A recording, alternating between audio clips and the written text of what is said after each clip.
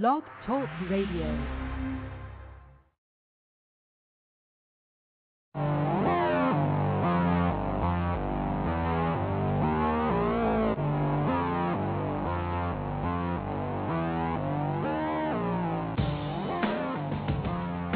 Welcome to Blog Talk Radio's, the Incoherent Ramblings of C&E.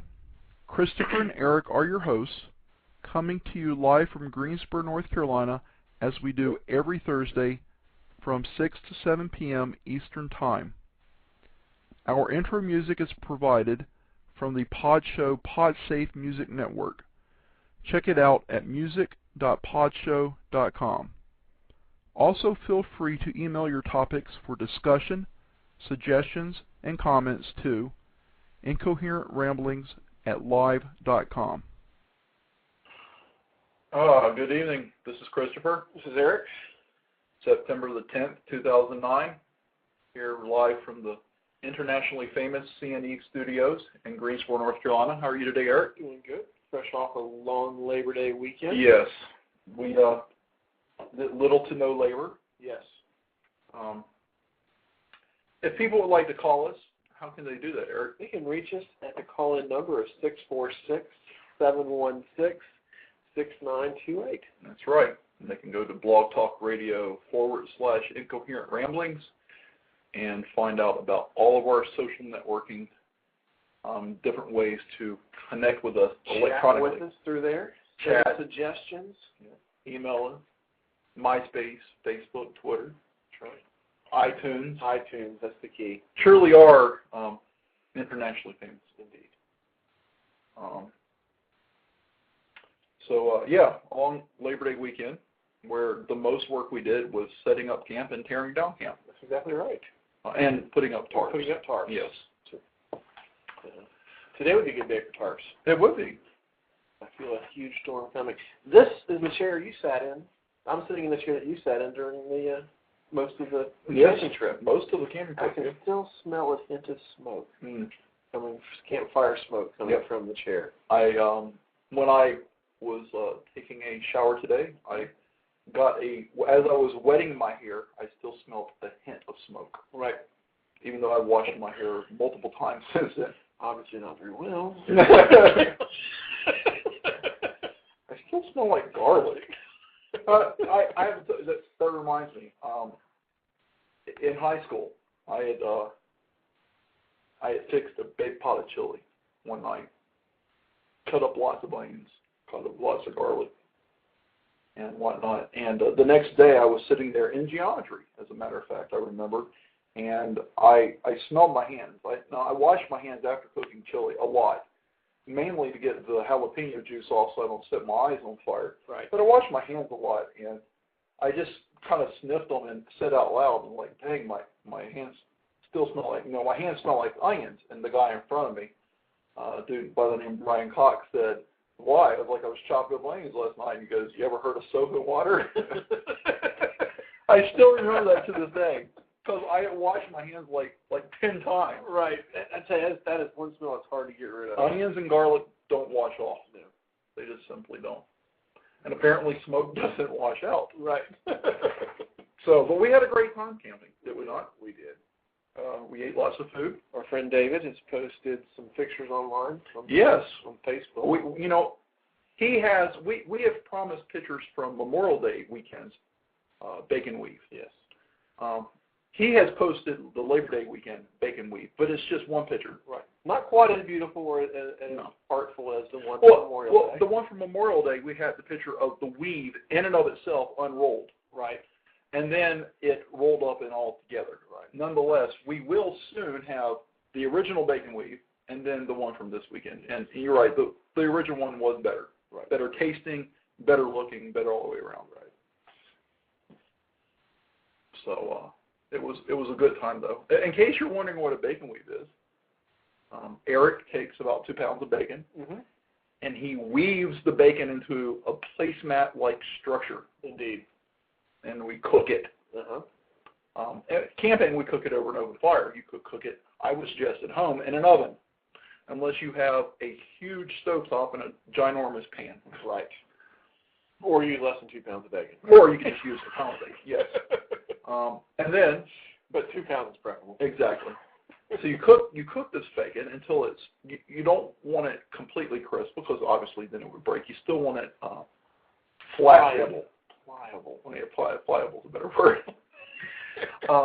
Yeah, you want it pliable. And then you put inside of it whatever you want. Whatever seems to your taste buds like it would be a good thing. Grilled chicken. We prefer non-marinated steak. Yes. That is the truth. No offense, David. Yes, the marinated steak was far too salty. But you could put steak, grilled chicken. The original, we had steak. Yes. New York strip, to be exact. With jalapeno garlic. Yes. And then pepper jack cheese. Mm-hmm. It's pretty much about as close to perfection as you can get. Yeah, you spread out your bacon weave. Mm-hmm. After it's cooked and still pliable, you put slices of whatever you want in there, like you said, the steak and cheese and whatnot. And then while it's still warm, you roll it up into a log. Like a pecan log. Like a pecan log. Mm-hmm. Only it's made out of bacon and it's much better. I mean, you can get creative with it. That's the cool thing about it. Some people will scramble up a bunch of eggs with whatever they want in their eggs, Southwestern, or maybe like spinach and tomato. A bacon and cheese omelet. Yes. Only instead of the bacon, cheese, and the egg, the egg and cheese are in the bacon. Yes, exactly. It's an amazing thing. And, I was telling a friend of the show about this, and he was like, I know you're joking because you eat far too healthy for that. And I was like, yeah, don't. I am about speechless. David is listening to our show. Good Lord. I mean, this is only the 33rd show. Well, the 33rd show. 33 times the charm. Yeah, apparently so. Welcome, David. Anyhow, you can. It's really amazing thing to take away. Try it out. I mean, really. They were questioning the healthiness of it, and I said, bacon really isn't that unhealthy. It really isn't. Maybe if you sat down and ate 2 pounds of bacon in and of itself with nothing else, yeah, that's maybe not the wisest thing. But everybody, but especially men, we do have a requirement for a certain amount of saturated fat. Regardless of what the ADA and the doctors will tell you, we kind of need it in order to function. It's very important to our overall health, including hormonal production. But 3-4 slices of bacon, if you look at it, there's a good amount of protein. It's not all that horrible as far as fat is concerned. Mm-hmm. Not any more than sitting down and eating a hamburger. And the most important thing, it's the best tasting meat there is. It truly is. I mean, so you can't go wrong with it. So try out a bacon weave food group. It should be its own food group. I've even had bacon and chocolate. A listener of the show in San Antonio sent me bacon-infused chocolate. And I'm not going to say it's great. It is good, however, and it's definitely different. It's not, you wouldn't sit down and eat the whole bar, but it is interesting. It tastes good. So, yeah, bacon is a wonder food. It's a superfood. It is. You ever watch The Simpsons? I have occasionally. They had an episode where they were telling Homer all the different meats that come from the pig. And he's like, oh, yes, there's one magical animal that makes ham and pork chops and bacon. Right. Sausage. And he goes, yeah, right. Some magical creature. It is an amazing food. It truly is. And I truly do, and I say this in all seriousness, I feel sorry for vegetarians. I would not enjoy being a vegetarian. Not because I don't like vegetables, because I love meat. I told you the t-shirt I saw on. I'd be a vegetarian if bacon grew on trees. Yeah. I saw one. It says, meat is murder. You know that whole meat is murder thing? It says, meat is murder. Tasty, tasty murder. Speaking of t-shirts, you should tell the listeners about some of the ones you were telling me about today. There was a picture of, I think, Mao Zedong, Stalin, Mussolini, and people of that nature, and also our current president, the 44th President of the United States of America. And beneath it, it said it's not really fair to compare Obama to these guys. They have way more experience. What was another one? My mind went blank. What was the one I was laughing at? Oh, you were. I thought you were going to fall over. I have a horrible memory. I do too, apparently. I tell you what, I'll see if I can find it, being that I do have the website up. So who knows? Was it Obama related or not? Yeah, it was. It was Obama related. You had sent me the one about Grope earlier. Grope, and it had a picture of Bill Clinton. Right. Instead of Hope, it says Grope.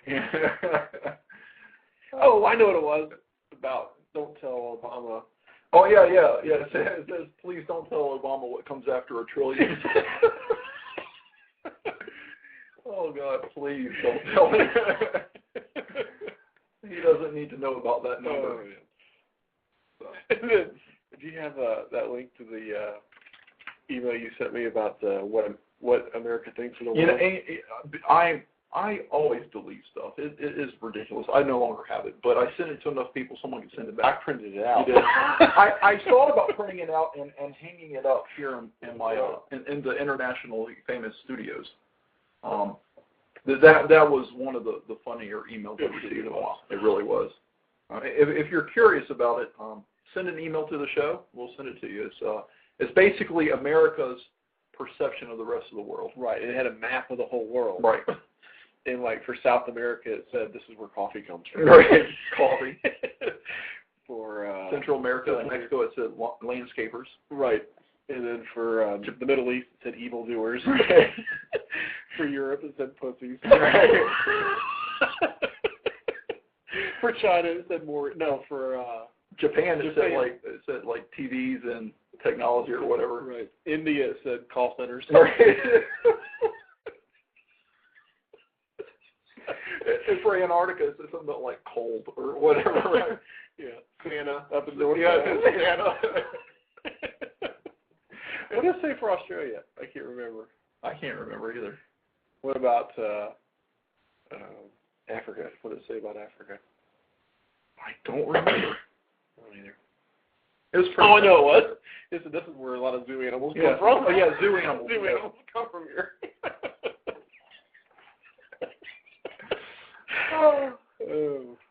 Funny. China, this is where they make stuff. And then it said, for Middle East, it said evildoers, and then over for like Indonesia, it said more evildoers. Bella, what are we doing? She has got herself trapped. The show's official mascot, Bella the pit bull, is got herself pinned in between our two chairs here. Stop it, Bella, that tickles. She's trying to give me a bath. So, we have some stories, do we not? But anyway, that was one of the funnier things. The listeners that sent us here read. Yes. I thought that was. Yeah. The listener sent me the link for the Obama shirts too. As a matter of fact, it said they have pro and anti-Obama and whatever floats your boat, and it's a bunch for both. Did you watch the speech yesterday? No. I've heard him speak on purpose, like willingly. I think one time. You didn't want to feel angry last night. No, I have absolutely no use for him, other than the fact that he's our president, and I respect the institution of the presidency of our country. I don't have any use for him as a person, and so I don't want to see his face, and I don't want to hear his voice. That's all there is to it. And to be honest with you, I didn't even know he was speaking last night because I don't watch the news. Right. And I know it's just going to be a bunch of socialist propaganda, blah blah blah. And I heard some House of Representatives guy got angry and screamed in the middle of his speech last night. And what's funny is everybody's like trashing him. Right. Never mind the blatant lies, the blatant lies, and the trillions upon trillions of dollars of spending of money that doesn't exist. Thank you, FDR. Yeah, but this guy just screamed out, "You lie!" That's what he screamed. And, like, everybody's all over his case. Isn't Obama the one that said something about speaking the truth?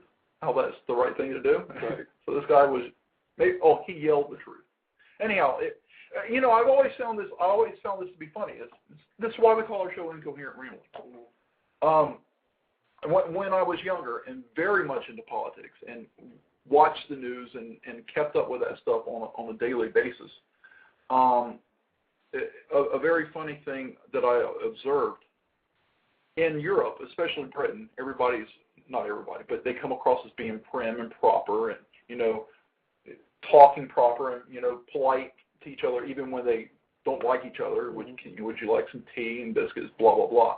And then when you watch their parliament, it's a free-for-all fist fight. Right. There's people screaming and fighting and yelling, people having to be physically separated because they're getting ready to actually fisticuff. Profanities is like a riot. Right. And then you come over to America where we have no manners, we aren't polite, people are fighting in the streets, but when it comes to our House of Representatives and Senate and our Congress, they're expected to be so prim and proper. And I've always noticed that, like, those two things are exact opposite between us and Great Britain, because if you've ever watched C-SPAN and watched, our Congress in action, it's probably the most boring thing I've ever witnessed. Right. I mean, it really is. I mean, and God forbid someone gets on a filibuster. Oh my goodness! I mean, it's mind-numbing. So yeah, it's kind of funny because in Great Britain, that guy yelling out would have been expected, I believe. That would have been mild. That would have been considered mild. And this poor guy yells out, exercising his freedom of speech, and he gets trashed today. Well, that was rude. Oh, yeah. Call Obama out on all the lies that he was saying. Well, what's funny is that it was rude. But when someone from the left does something rude, it's like, oh, well, that was their freedom of speech or expression. Right. And someone from the right is rude. They're like, oh my God, that was rude and disparaging. Like, yeah, double standards.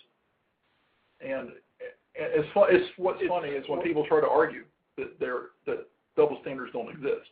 It just proves their. I'm going to give them the benefit of the doubt and say it proves their ignorance. Right. Hopefully that's all it is, or blindness to the truth. Yeah. But to come out and say he's not going to have to raise taxes to pay for the plan is just a blatant lie. And he knows that's the biggest concern that people have.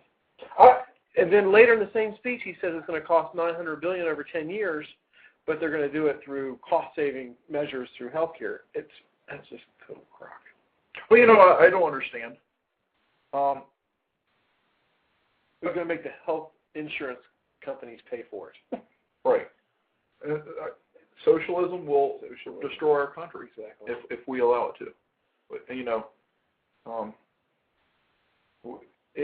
come 2012, I hope that the sheep have come to their senses and don't re-vote him into office. And I also hope that the GOP will get someone that's actually conservative. I like John McCain. I appreciate his service to our country and appreciate the fact of what he did when he was a prisoner of war forever how long. But I think I was listening to a talk show host that has a few more listeners than us.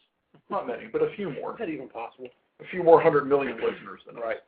And he was saying, if you look at all the polls and you look at the people that identify themselves as being conservative, and you look at the people that identify themselves as being liberal, it's something like 42% conservative and like 24% liberal. And the rest of the people are independent. He was saying, if you just got someone that was unapologetically conservative,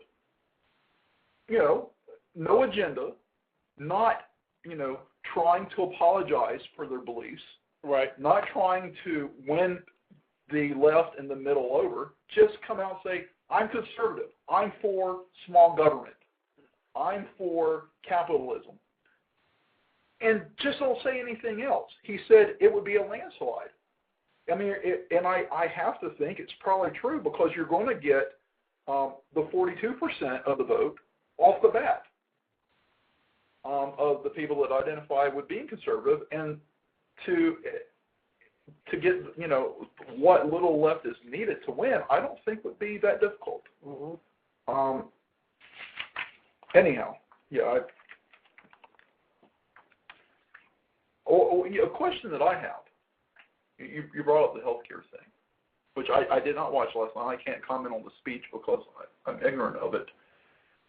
But one thing I have to ask, why does everything that comes out of his mouth have to become an urgent issue? Right. Prior to him bringing up healthcare reform, and I'm not saying it was never mentioned, but it was certainly not a hot topic. I mean, if he comes out and says that, you know, we need to ramp up NASA and you know, revamp our space missions, are we going to jump all over? I mean, it's like whatever he speaks, people take as gossip. It's not, and we talked about this earlier on an earlier episode of our show here, but it's not just him. Republicans were guilty of it too when we were in office. Absolutely. But it is so frustrating because that's the only way they think they can get anything done is through fear tactics and trying to push something through now. Right. Well, what's wrong with our health system? Right. People keep on saying, "Oh my God, I think it does need some reform. It does need some fixing. It may, but it's not like it's falling apart. It's not like we don't have the best doctors in the world. That's what I was just going to say. You know, it's not like we have people waiting for days for treatments. Right. It's not like it's in total shambles. I think the urgency that they feel that they have is, like you mentioned earlier, his approval ratings are dropping. Right. This is his only chance probably to push this thing through now. Right. While he still has the approval that he has. Right. So that's the reason I personally think they're trying to push everything through and make it such an urgent. Well, I agree, but I mean, I'm not saying that there doesn't need to be something fixed. That it's perfect, mm-hmm. But we do have the best, if not some of the best doctors in the world in this country. Right. Here in our state of North Carolina, we have multiple hospitals that are considered world class, mm-hmm. And if you take Duke, people come from around the globe. Right. To come to Duke Hospital. Yep. We have some of the best doctors in the world. We have some of the best hospitals in the world, the best technology in the world, access to it at least. Some of the best drug companies in the world and access to the best drugs. And like my mother says, who is ever denied help when they need it? Mm-hmm. If you go to the emergency room right now, they cannot turn you away. If you say, I'm unemployed, homeless, and don't have a cent to pay you, they can't turn you away. So it's not horrible. I can't comprehend why everybody's all spun up. It's just because he who is perfect has spoken into an existence. And it's not like healthcare hasn't been an issue for some time. Right. But to say that if we don't do something right this second, it's going to collapse is total farce. It's just, it's him. It's part of the socialist agenda of wanting to take over the entire world, mm-hmm. At least the entire country. I was bringing out stories from the day, and mm-hmm. This is actually one from today. This is a story from another country mm-hmm. that has nationalized health care. Okay, mm-hmm. And I just felt it was so appropriate because it comes right after the heels of us trying to pass some sort of nationalized health care program. Mm-hmm. I won't say what country it is, but doctors left a premature baby to die because he was born 2 days too early. Mm-hmm. The baby lived for several hours on its own. It had a strong heartbeat, moving his arms and legs, but the medics refused to admit him to a special care baby unit because the guidelines for that country mm-hmm. said it has to be born within a certain time frame for them to take those type of measures, and it missed it. It was 2 days early. That would not happen in America. That would not happen at least not without a multi-billion-dollar lawsuit. Exactly. They would do everything within their power to make sure that child was It safe. may have died on its own, but to not even try and just let Not even try, just let it die. Just let it die. Right. Wow. Would not happen here. No. So I just thought that was perfectly. And you said you're not saying that there doesn't need to be some reform, and I agree with that. My question is, I feel, it's my opinion, and you don't have to agree with it. Our listeners don't have to agree with it. Nobody has to agree with it. Right. However, it seems like to me that it's it is my opinion there are many things that are in much greater need of reform than our health care. Right. Like, I don't know, letting murderers go free. Turning rapists loose so they can go free. But see, now, with the financial crisis we're in, they're letting murderers out free earlier because we can't afford to keep them in jail. Right.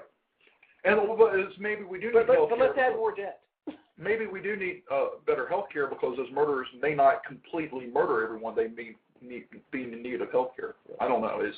It's mind-numbing to me, the things in this country that are much more urgent, in my opinion, than health care reform.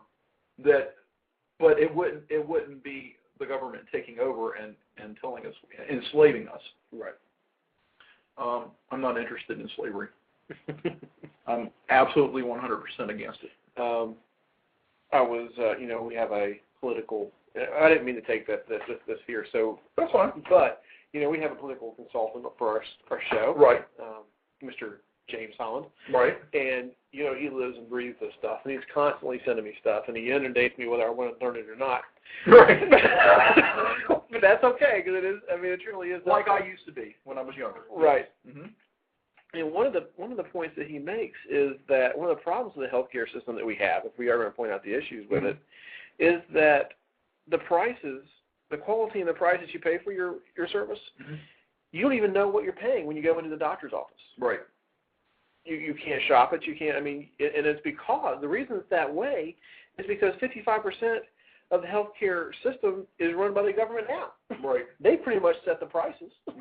But you can't go in there and say, oh, well, I want to get my, I don't know what you're going for. But appendix removed. Right, and shop it.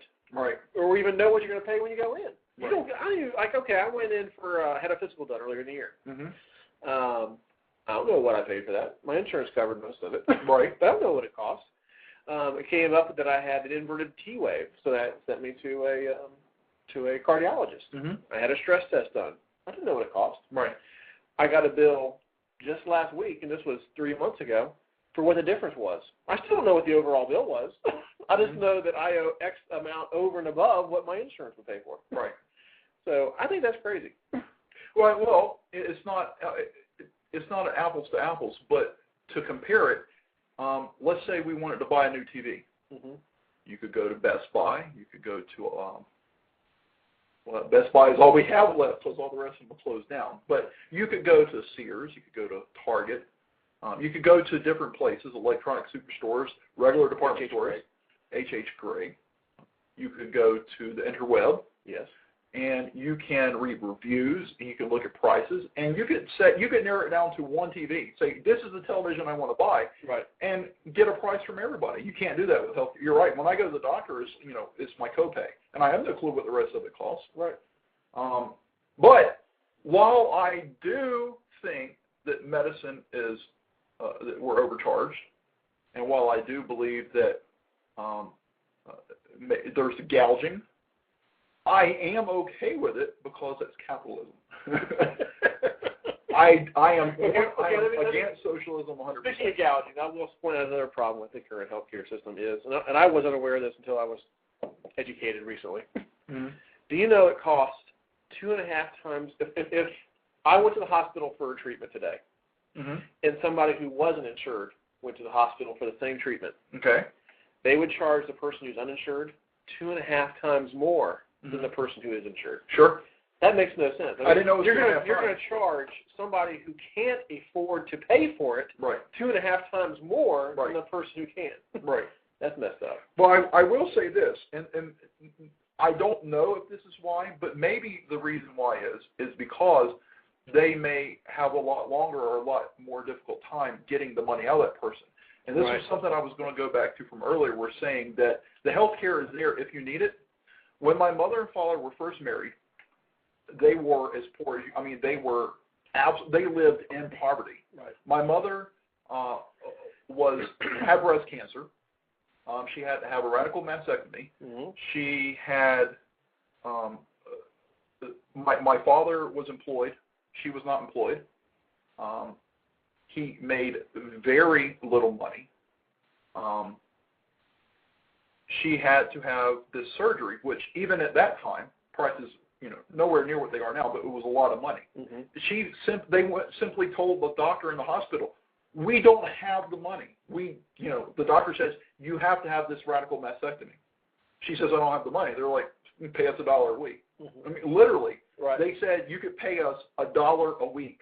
And so what my parents did was they paid all their bills, and when everything was said and done, they took the vast majority of what was left, literally, after buying groceries, and they sent it to the hospital. And it was a lot of money to them, but they literally paid as much as they could. But some people very well may have said, okay, and send them $1 a week, right. $52 a year. So I'm not condoning or trying to justify them charging that. I knew that it was a higher charge. I didn't know it was 2.5 times the charge. Right. However, maybe the reason why is because they may never even see any of it. True.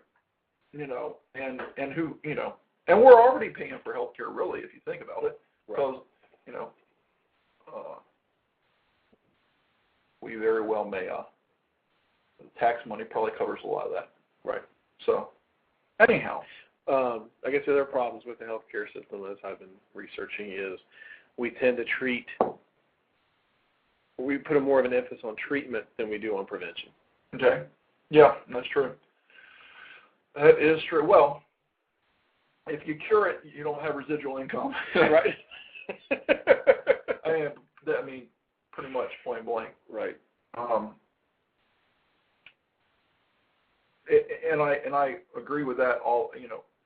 I'd rather have residual income off something than a one-time fix. But when it comes to someone's health and livelihood, that's where I would make an exception. And the last problem I can think of with the healthcare system that I remember reading recently, and I do agree with it, even though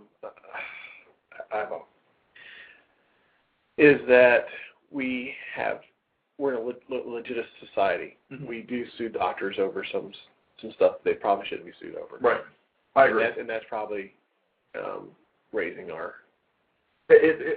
Well, I mean, the doctor has to pay his malpractice insurance. Right. I really do. Yeah. I'm not saying they should be held completely harmless from anything, but it is out of hand. I do think it's out of control. Right. Well, one of the T-shirts. I want to be careful how I word this. It said, I will leave one word out. It says annoy a blank. And then it had a colon, and it says, take personal responsibility. And I think really the message I took there ties into what you were just saying there. The doctor has to have an amount of personal responsibility. Mm-hmm. But if he didn't do something malicious or with intention, and he's simply human, and he made a mistake, wasn't negligent, didn't look over procedures and all that, and something tragic happened, that's just it. And another T-shirt says, contrary to popular belief, no one owes you anything. Right. I mean, well, since when if I'm mowing someone's yard and they wanted it mowed at 3 inches, 2.5 inches, and I mowed it at 3, or vice versa, does that mean they shouldn't have to pay me for the work I did? What if I just made a simple mistake? That's a little bit different than malpractice, but I really don't believe the majority of the cases that are called malpractice truly are malpractice. Right. Maybe it was just the doctor made a mistake, or maybe they didn't even make a mistake. Maybe it was just a tragic event. Maybe the person just died. And I think you're right. I think that our greed. There's risks in any kind of medical. Absolutely. Right. Absolutely there are. Now, if the doctor is inebriated, if he, steps away from the operation to go get his smack fix, obviously, there's exceptions. I'm not saying that there's never a reason to sue, but it's completely out of hand. It is. Well, lawsuits in general are you were telling me about a lawsuit a couple of weeks ago that blew my mind. Do you remember it? I don't remember it. It was something like, someone didn't like the way their shrimp was fried. I don't know. It was something crazy. Oh, there was one that was stupid about, remember for misadvertising Captain Crunch or some crazy like that. They weren't real berries or something. It was the Crunch Berry cereal. Yeah, and it wasn't real berries. She had been eating them for like 30 years.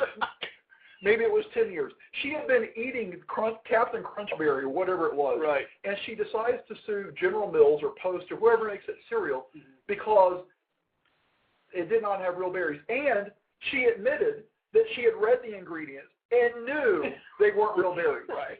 And had been eating them for 12 years and then decides to sue. Yeah. I mean, first of all, if a judge even allowed that in his court, then I would have to question the judge's bench. Right. The judge, hopefully in that case, just said, this is foolishness, and if you bring anything like this to me again, I'm going to put you in jail. Right. I mean, seriously, that's greed. Mike had sent me an article a few weeks back, since we're on healthcare, about the guy who was the CEO of Whole Foods or something like that. I don't know his name, Mackey or something like that. He had written a blog or something, some sort of article about healthcare, and it was, it was putting down government-run healthcare and promoting, more individual control of healthcare and that kind of stuff.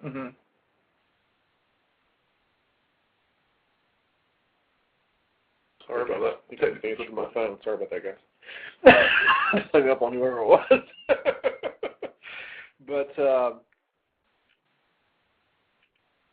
lost my total train. Anyway, what he does at Whole Foods, which I think is awesome, is that, as I recall, they don't have low deductible health insurance. They have high deductible health insurance. Like your deductible might be $2,500, where a lot of us have $100 or $500 or something like that. Right. But that makes it so much more affordable that his company can then pay each individual money towards their own health savings account. Right. That they can use that money towards their deductible. Right, because the insurance premiums are so much lower. Right. By doing that, he can protect his entire, all of his employees. And give them really good health coverage. And nobody's going to go bankrupt if they got to pay $2,500.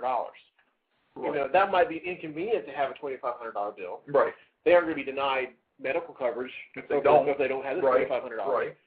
They can pay, even paying $100 a week or something, they can officially pay off $2,500. They aren't going to go, like I said, bankrupt over not having it. But by him being able to pay money into the health savings account, they can use that money to pay for it. Right. And if they don't use it every year, it rolls over to the next year. Right. Where a lot of health savings accounts, we have to use it or lose it. Yeah, right. They don't. So it accumulates over time so that they have that. And then and by giving them the power to shop for their own medical coverage, they'll, because they're spending their own money now, the $2,500, they're going to be more careful to go someplace where they can get more for their buck. Right.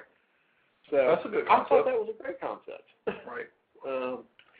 And basically that's what he's for. He's for less government control and more individual empowerment. I agree. I am 100% behind that. Right. Small government. I mean, it has been proven over and over. Right. To work well. Well, we'll bore our listeners with other stuff that Mike had told me about. Well, here's like the Wyden Benedict, stuff. But it was right. We can go into our first story. Sure. That is good story. That's a good story that we both have. Yes. Since you have two good stories, I want to take this one. Okay. But it kind of is in the same vein of health. It is.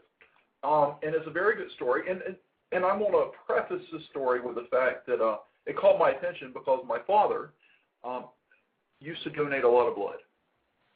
Every time you get to a certain landmark, like a gallon or 2 gallons or whatever, they give you these little pins or whatever. And he had given gallons.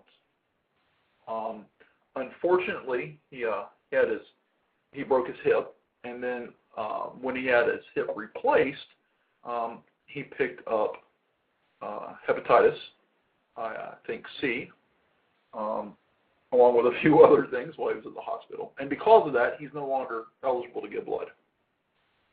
So he was kind of disheartened by that because that was something he always had a strong belief in doing. Mm-hmm. So this kind of caught my attention here. This gentleman from New York, he's a print shop operator. He began donating blood 58 years ago. He is donating his 320th pint of blood this week, making him one of 2 people in the U.S. who has given 40 gallons. 40 gallons. 320 pints. That is amazing. 75-year-old Al Fisher of someplace in New York, I'm not going to try to pronounce it, plans to reach the milestone Tuesday, 58 years after he started giving blood. According to the New York Blood Center official, only 83-year-old Maurice Wood has donated more blood than Fisher.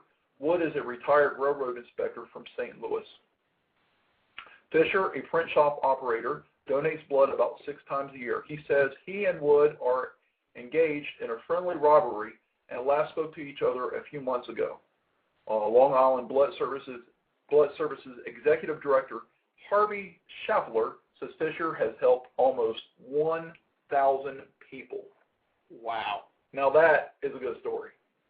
This gentleman, 75 years of age, 58 years of donating blood, this Tuesday of this week, donated his 40th gallon of blood. That is awesome. That's a good story. And 1,000 people he has helped, and quite possibly even saved a life or two here and there in that.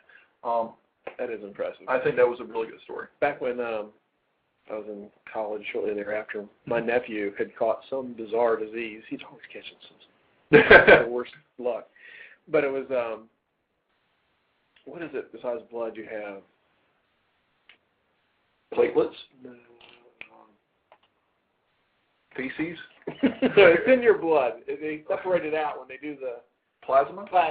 He had some sort of issue with his plasma. I used to donate plasma. And I did it. So it pays well. I did it. It did pay me. I can't remember what it was. I wouldn't say well. That's not why I did it.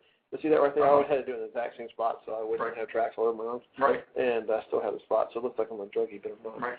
But I used to give that a lot. It took longer.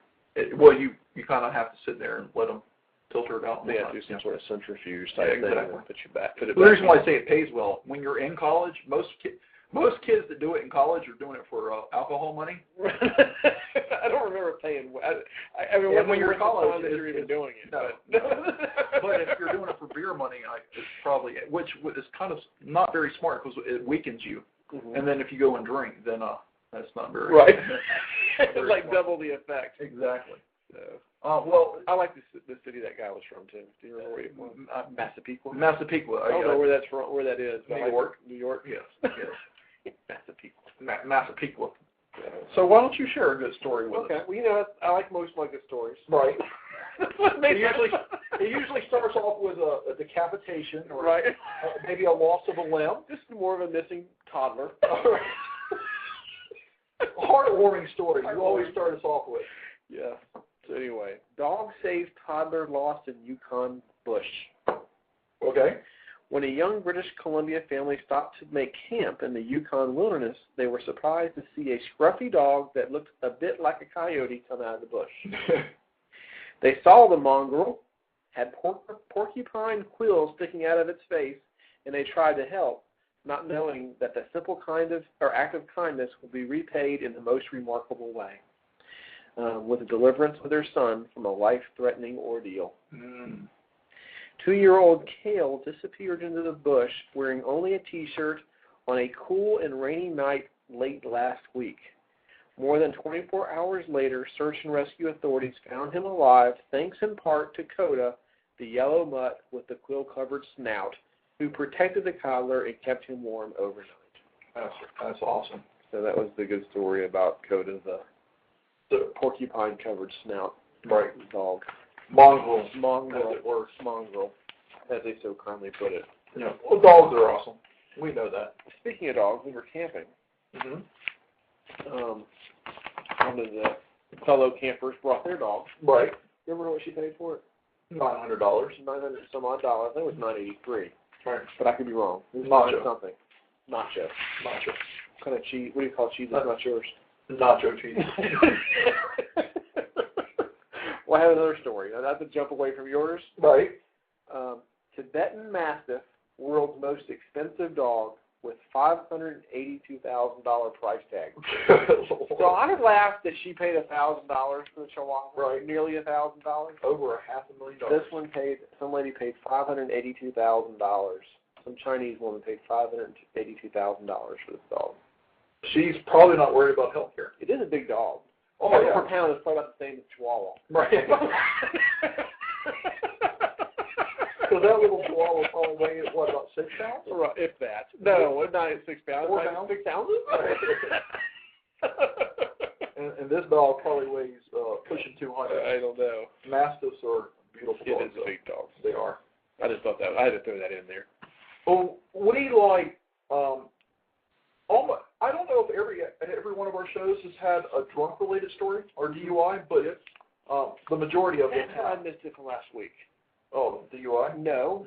The mobility scooter stories. Yes. I got to find those. We do. We need to I've lost my stories from. We only had half a show last week. Right. And Due to technical difficulties. Due to technical difficulties, and I've lost some of my stories. But I need to put my hands on those. We more often than not have a DUI-related story. Yes. Here's one that will really catch your attention. Okay. I'm not even going to read the tagline. I'm just going to read the story. Police say a drunken driver sped through a stop sign and hit an earthen mound before going airborne and smashing his Jeep, are you ready? Mm-hmm. Into the second floor of a New York home. Wow.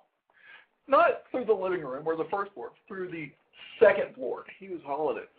The spectacular wreck happened on Saturday just after midnight in East Maurice.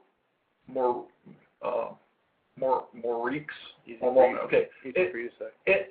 In Long Island. Okay. The Jeep ripped a giant hole in the side of the house, then fell into a foyer on the first floor. It came to rest on its rear end with its headlights pointing skyward. The only person at home at the time was asleep on the couch on the first floor. Fortunately, he was not hurt. The 20-year-old driver suffered minor injuries. A passenger walked away unscathed. Suffolk County Police charged the 20-year-old with driving while intoxicated, reckless endangerment, and, are you ready for this? What was that? Criminal mischief. If you've been listening to our show since its inception, you will know that we have a somewhat running gag about criminal mischief. We even looked up the legal definition. We did. But I mean, I think we've both been guilty of it at one point or another. I think you have. You're not going to throw me in there? Yeah, I think you have. I don't know if I've ever been guilty. No, not you. Not criminal mischief. Speaking of criminal mischief, yes, alcohol was involved. Well, yeah, definitely. Through the second floor of the house. That is awesome. This is comes from Columbus, Ohio, home of the Ohio State Buckeyes. Ohio State Buckeyes. The Ohio State, yes. Police say robber returned to ask victim out for a date. Yes. Yes. You have that story? I know that's yours. Oh, okay. Police said they arrested a suspected robber on Sunday after he returned to his victim's home to ask her out on a date.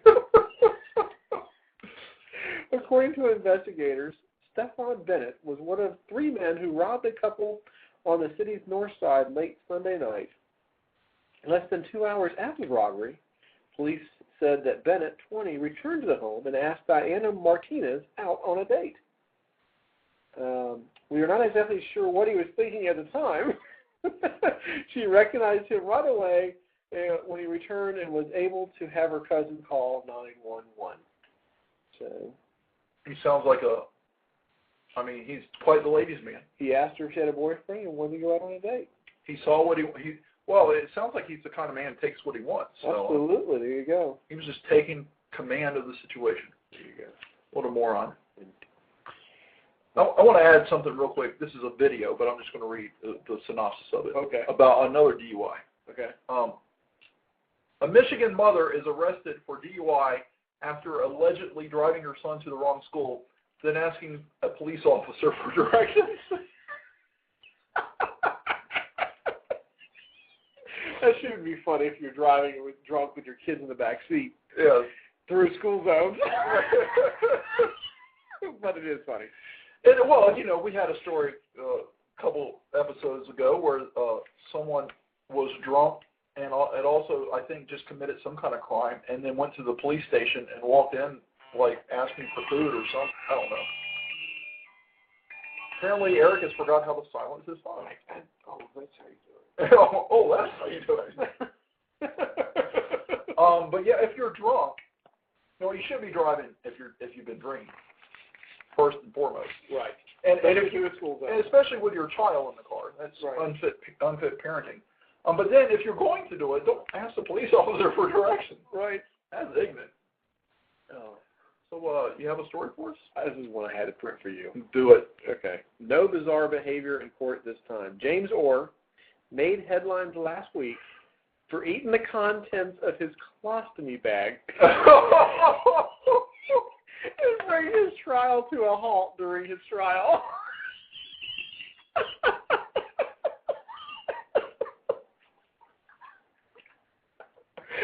Oh my God. That was for you, Chris. Oh my God. Today the trial resumed, and Orr, 66, was convicted of robbing and kidnapping a woman in 2006 and forcing her to withdraw her money.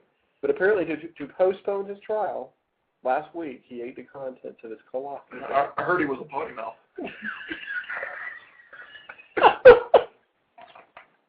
Oh, anyway. Is that real? It's true. Where did you made that up? I did not. I couldn't make this kind of stuff up. This guy, oh my God. Maybe he's trying to get off on being insane Deranged? or something, yeah. Wow. The trial was halted and the judge closed the courtroom, calling it a biohazard until the courtroom was cleaned. Is he mentally disturbed? He has to be. During his trial last week, Orr ate his own excrement in an apparent ploy to get his 3-year-old case delayed even longer. While seated at the defense table, he caused a commotion by dumping the contents of his colostomy bag on the table and eating it. Yeah, he's mentally disturbed, obviously. Oh. Let's see. On Orr's behavior last week prompted deputies who brought Orr to Cooper's courtroom today to wear gloves and place in a restraint chair with his arms and hands tied so he couldn't access the colostomy bag. Wow. According to mental health reporter, Orr was declared competent to stand trial. Heard the judge gave him a gag order. That is disgusting, and I'm pretty sure you made that up. I'm not. Well, you know, being we salute, even though we do give law enforcement a hard time sometimes. Yes. But law enforcement and firefighters, they do have jobs where sometimes Call of Duty can place them in harm's way. Mm-hmm. This is probably something they weren't expecting. This happened in Wyoming. Battling an intensely hot fire after a cargo truck crashed on the highway, emergency crews were surprised to find themselves suddenly fired upon by corks from exploding wine bottles inside. The corks were popping out of the bottles like the old Jiffy Pop popcorn we grew up with, says the highway patrol gentleman on the scene. My trooper got hit in the arm with one. The fire Thursday was so intense it burned the trailer down to its axles, melted the tires, and damaged about 75 feet of pavement. Besides the heat and flying corks, firefighters also had to deal with shattering bottles. The highway patrolman said no one was injured and the truck driver escaped the fire. King says the wreck likely was caused by a lock brake or a hub malfunction. To actually burn the truck to its axle and destroy the tires in 75 feet of pavement, that had to be a hot fire. No doubt. Wow. But yeah, as they were trying to put the fire out, the corks were just flying left and right. I thought it was an odd story that was worth mentioning. I have that same story, too. Do you? I do. The one I just read? No, the one you're getting ready to well, come what, up with. I will let you. I've got one that actually, and since we're running out of time, I want to mention, we get to it. Okay. Since we actually have David listening. Okay. He actually used to deliver pizzas as a side job. Okay. If you knew that about him. Yeah. But I have a story about a pizza delivery man held son ransom for payment. Held his own? No. Oh. A mother has accused pizza delivery man of grabbing her 4-year-old son and trying to hold him as ransom for payment. Maybe we need pizza payment reform. Perhaps we do. Sorry. I love this thing. Cindy Cooper, Paardekooper, 30, claims the driver from the Pizza King on the Hibiscus Shopping Center in Darwin was an hour late delivering her half Hawaiian, half Supreme. When she refused to pay, the driver allegedly grabbed her 4-year-old son, Kane, who was standing on the other side of the fence. He grabbed my son, 4 years old, by the arm through the fence as ransom for the pizza, Mrs. Cooper claimed. Police confirmed the incident was investigated after Cooper reported immediately. After about 7 p.m. late Saturday, a spokesman for the pizza shop said the driver was still working there. Well, I mean, you gotta get paid. I mean, that comes out of his pocket. That's right. I mean, I'm not condoning what he did, but half Hawaiian, half Supreme, and that's worth something. That is. Even if it is an hour late. I don't think they had the 30-minute or free. Apparently not. So. Well, that sounds like we have someone. We're actually going to take a call. Okay. We had a little technical difficulty, and so I apologize to the person with their hand raised. We did not see it raised, but we'll take this call here. Hello, you're on the air. Hello? Hello? Hello? Hello? Hello? Can you hear me? We can. Hello? Hi, how are you? Doing well. How are you? Fantastic. I just wanted to call because you were talking about my bag. And, I did that on purpose. It tasted pretty good. Tasted better the second time around. Well, because it softens up quite a bit. But, she was really trying to stick me through the ringer. So I just had to stop it. That was the best thing I could do. I love your show. So I just wanted to let you know that I'm just happy that you guys are on air. Well, thank you so much, caller. So you can confirm that you actually did it on purpose. Absolutely. I did it on purpose, just to stall the court. Was that your first time ever eating the contents of your colostomy bag? Well, actually, no. Back before I had the bag, I used to lay one down and then have it like a Yule log. The stuff I used to get over at Baskin Robbins. Was there like corn or peanuts? Generally, I like to have the cubed carrots.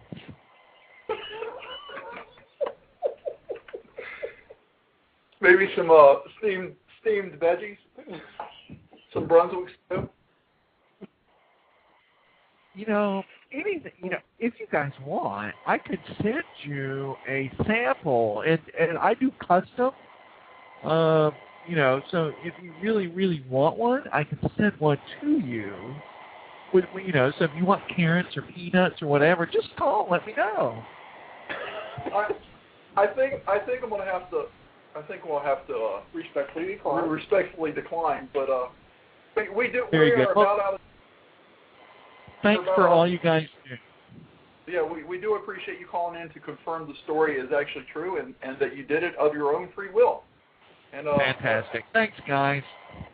Hope your court case turns out for your well-being there. Fantastic. Thanks. Bye. Bye.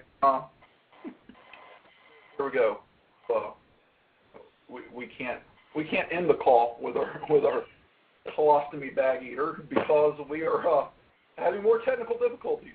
I don't know if this is Blog Talk Radio or Chrome or what the deal is, but we keep losing our switchboard. So, but we are still live on the air, so not a problem. Well, we are almost out of time, but since our switchboard is not working, I don't have the information of exactly when. 10 seconds. 10 seconds. Okay. Well, thank you. Thanks for calling. Thanks for listening. Thanks for listening to our show. Come back next week. Send us your emails, and we'll see you guys next week. Bye. Bye. Uh-oh.